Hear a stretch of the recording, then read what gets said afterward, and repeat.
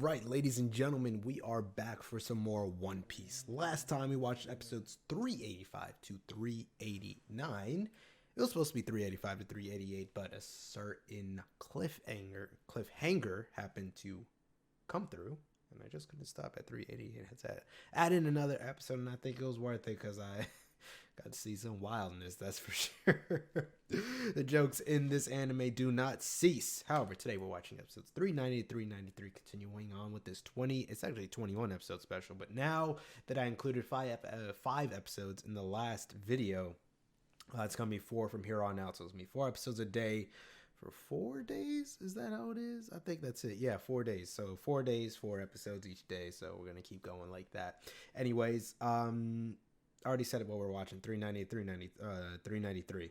So last time, episode 385, we actually got a bit of a sneak peek of the aftermath of Kuma's decisions over on Thriller Bark, and Mr. I think it is the Fleet Admiral, right? Fleet Admiral Sengoku. He was just yelling at Kuma. He was like, why'd you let him go, bro? I know for damn sure you could have handled them. Why'd you let them go? Kuma was like, they bested me. You know, he was bullshitting him, but you know what? Kuma is on a weird spectrum for me. He's like, is he a good guy? Is he a bad guy? Is he just a reasonable guy? I mean, good and bad and reasonable, they're not all the same thing, right? Good and bad is subjective. Reasonable, however, I mean, you can go either way. So his motives, his thought process, I mean, guy's a cyborg, so his level of thinking is going to be hard to determine. But you know what? I appreciate what he did. He gave a fair, what's it called? He gave a fair, what, I don't even know what to call it. Like, it was sort of a compromise, but not really. He did give Zoro a chance to prove himself, and I know he noticed that Zoro was willing to put everything on the line for Luffy, and noticing that, he did want to give them some sort of option, and he didn't really have to go that far. He could have blasted them all easily. Like, we seen what he could do. It was easy for him to just destroy these guys, but he went another way with it, and he said something about dragons, so maybe that has something to do with it because Luffy's dragon's son, so maybe there's some connection there, but I don't really know what to make of the man just yet. If we do see more of him in the future, which I hope we do, probably just that short interaction probably made him one of my favorite warlords, just because, one, he's not against the Straw Hats like the other ones, and two, the guy, he's very different from most of the villains that we've seen. I won't even classify him as a villain. Of course, Mihawk is my fave. Crocodile's pretty up there. He's not technically a warlord anymore. I hate Moria. Obviously, we don't know much about Doflamingo. Actually, we don't really know much about any of the warlords other than Moria. Moria and Crocodile, the warlords we really got to know the most, just because they've been main enemies for their respective arcs. But now that Crocodile's in a warlord, technically the only warlord we really know about is Moria up until now. And Mihawk is still sort of an enigma. We've only really seen him once majorly way back when in Barati, and after that it's only been like few drops here and there. So Kuma is probably like one of the warlords we know the most, and that's barely anything at all. So at least we know what devil fruit this man has, and what his where his morality lies. So it's really interesting to see that these warlords, as I said before, these warlords aren't just one stagnant sort of type of person. They have layers to them. They have some sort of unique characteristics, something about them that separates them from the typical villain stereotype. So I'm glad to see that they're not just villains. They're not just evil pirates. They're not just government mind-controlled sheep. Like, they got something to them. And I guess that's what makes the warlords so interesting to see, because they're very, their actions vary. Their actions, you can't really predict what they can do. Also, now Blackbeard is a warlord too. We know a bit about him. We know his devil fruit. And how many warlords are we missing at this point? So we know Blackbeard. That's one. We know Doflamingo, we know Mihawk, we know Moria, we know Kuma.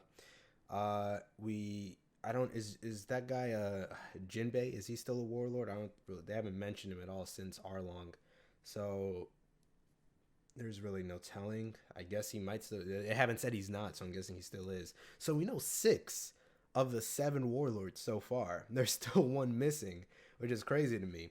Other than that, I'm talking about episodes even before the ones we watched. We got to see our first mermaid in episode 385. We reached the red line, and we finally got to. Did we reach the red line episode? Was that 385? I think that was 385.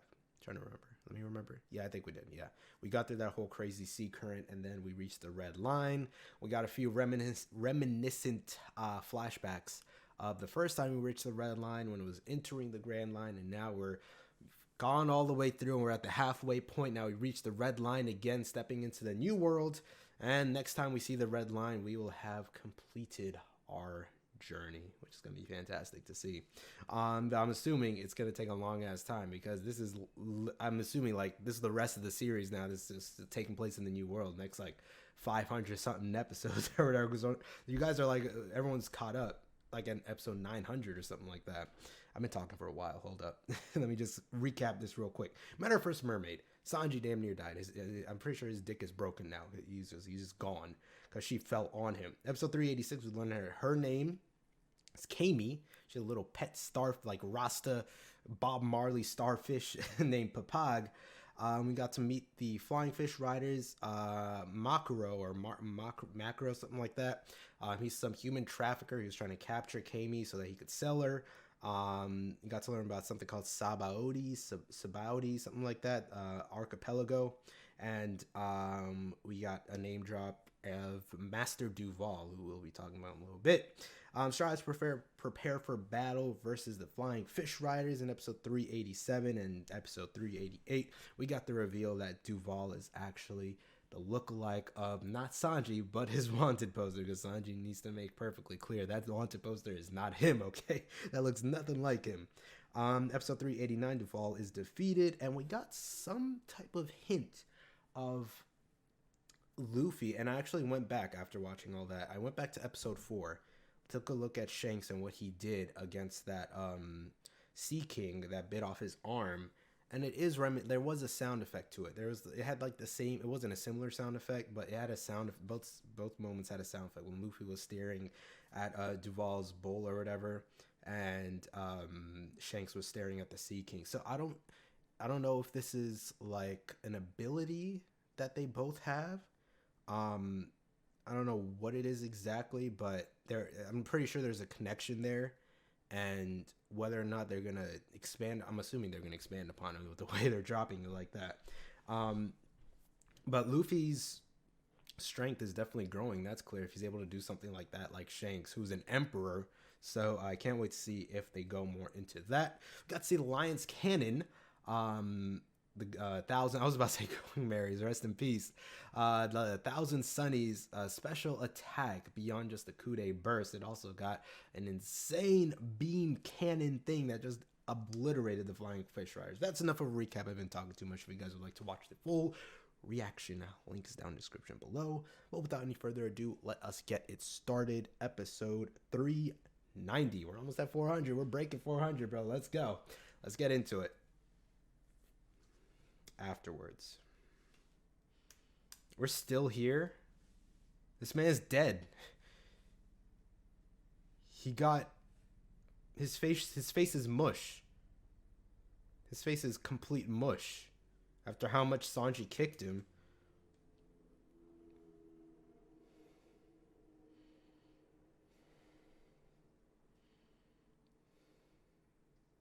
He's fucking dead, bro.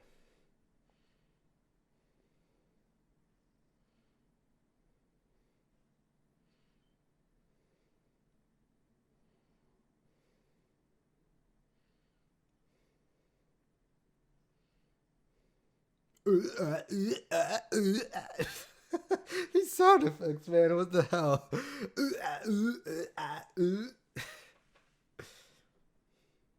What?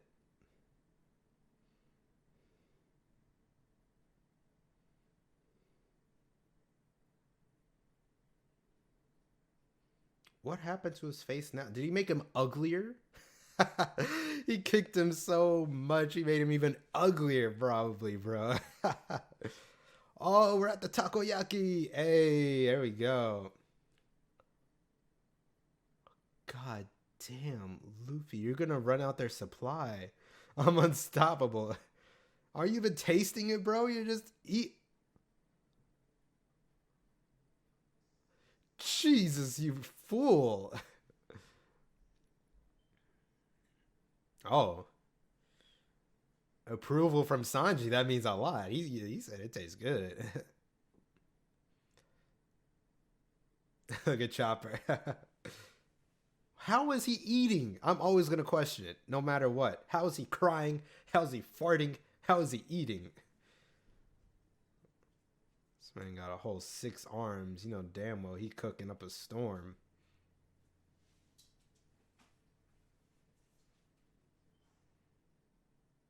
Luffy doesn't care.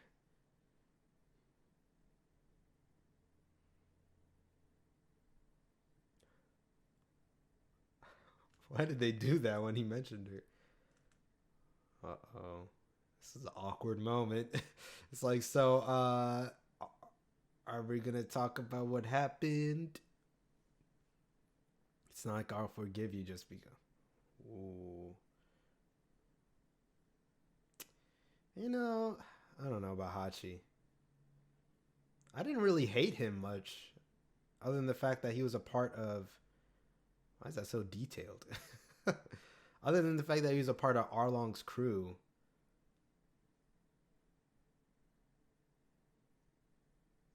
There you go. He's crying. Yeah, other than the fact that he was a part of Arlong's crew, there's really no other reason why I disliked him, but I can't really think of another reason. Maybe if I look back. I don't think he did anything bad, inherently.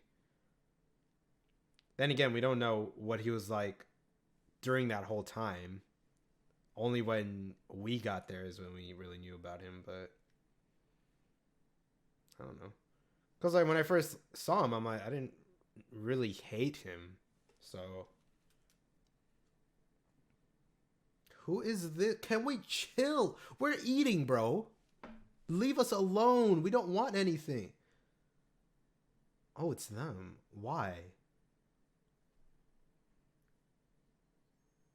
Who is this? What the fuck? You're kidding right now. How? Did Sanji, like... altered his bones? Dog, didn't he do this before? He did this to Wanzo, didn't he? He, like, kicked the mess out of Wanzo and turned him into, like, a straight-up Calvin Klein model or something. He did it to him, too.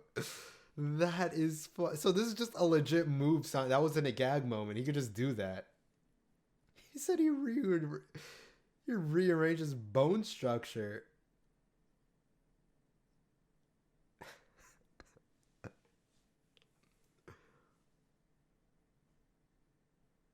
Oh, he just looks fucking creepy now. Oh my god, you look like a serial killer.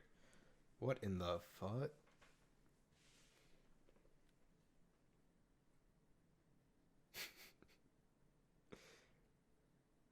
Oh, now you're indebted to them. Ew. Don't wink if you're not used to it. Don't bother us again.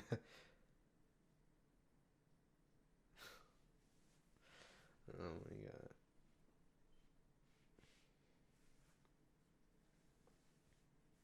god. He said, listen to what he's saying.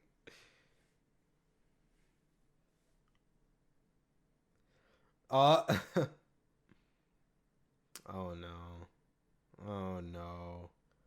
Oh no. This fool.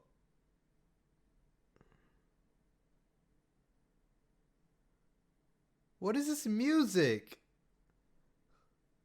Uh What an absolute freak. Leave us alone. We don't need this right now. Why is that bull swimming? Uh, jealousy.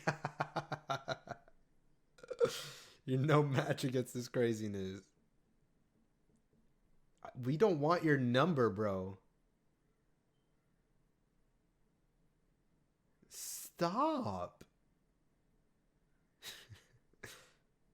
Look how they're looking at him. I'm gonna break your face. Rosy Life Riders. He said, yes, handsome. Okay, I'm so glad that's done. That was the most ridiculous exchange. Luffy's actually full. God damn. All that seafood. Oh, I'm gonna be sick for a week.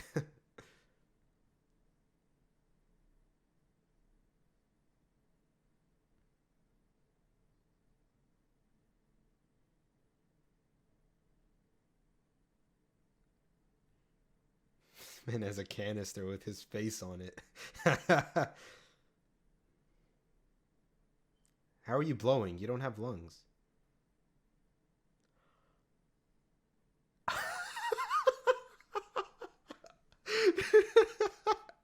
This man did it like it was nothing. It shouldn't smell like anything. Look at Nami yelling at him. It's like, you dirty bastard. Jesus. He just went.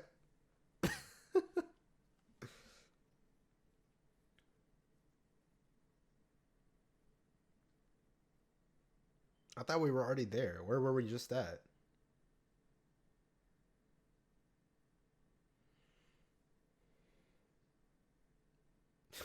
Nami always kicking this fool.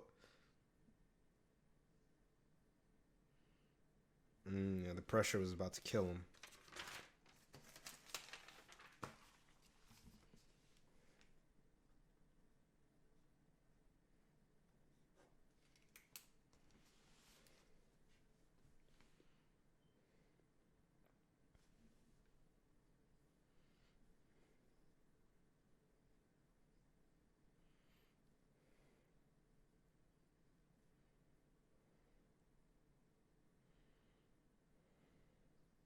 Never knows, right? Jeez, Sanji said that immediately. He's serious then. I don't think he really wants to see that Duval guy again, but that's dope. He said, Kami? Did you say Kami? Oh. Oh, we getting serious now. Enough hot chocolate or coffee, whatever y'all were drinking is over. We get her back without without a doubt in my mind. Okay. Kami kidnapped. Zoro almost brought a whole admiral and navy fleet to Sabaody. Luckily Bonnie saved him. Got some quick tomato sauce or whatever with tomato juice. Put it on his forehead. Said he was dead. That was funny. That was a smooth move though. That was a smooth move for sure. Zoro was ready. He had the demon eye. He was getting at him. But yeah. The extent to which these nobles are allowed to just, I guess they're just allowed to do crimes. Like, it's just, they can do whatever they want because of their title, because their descendants or so-called descendants. I mean, that might just be hearsay, but I guess they're just allowed to do whatever the hell they want. He can just grab whatever chick he wants, make her his wife, and that's that. And that's, he does whatever he wants. He said like wife number 13 or something like that.